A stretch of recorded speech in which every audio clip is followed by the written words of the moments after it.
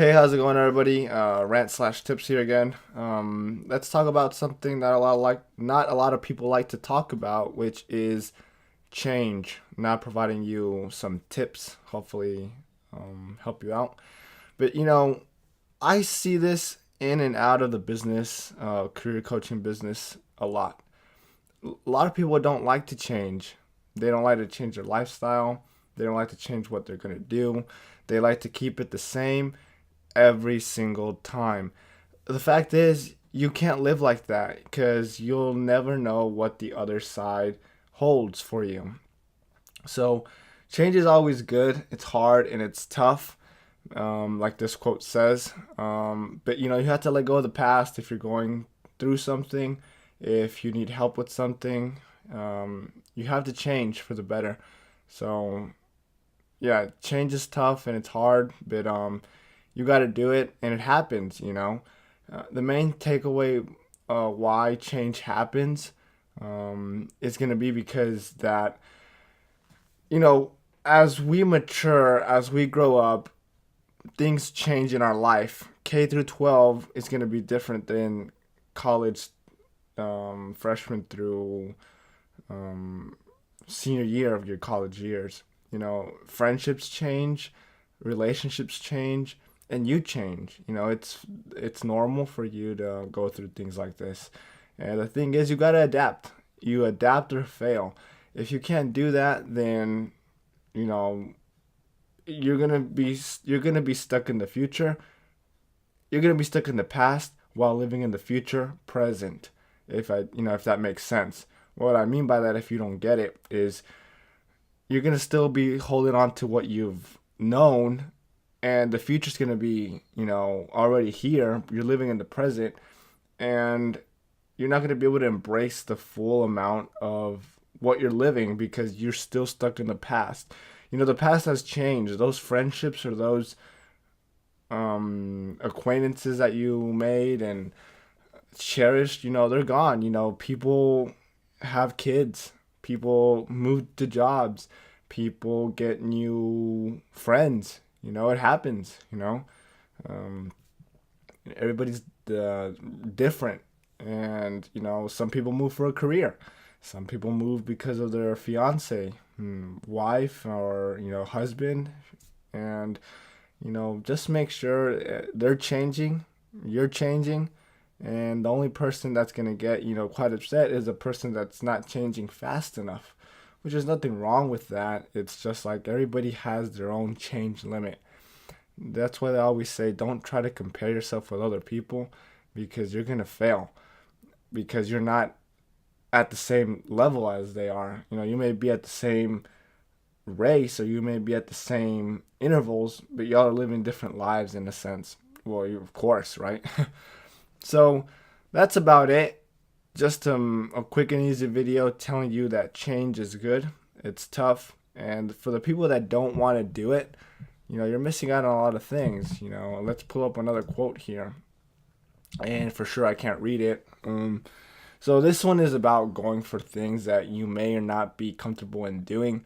So if you don't know you're gonna be an awesome runner, a skilled player, or whatever, a different career move, you never take the chance. You're gonna be 80 years old or old enough, then you never knew what that career might hold for you, or that relationship, or let's say you ask that boy, girl out. You'll never know if they either said yes or no. Always go for it and live it. If it doesn't turn out the way you want it to, at least you said you tried. I tried it and it didn't work out. So now back to the drawing board. That's it. That's life.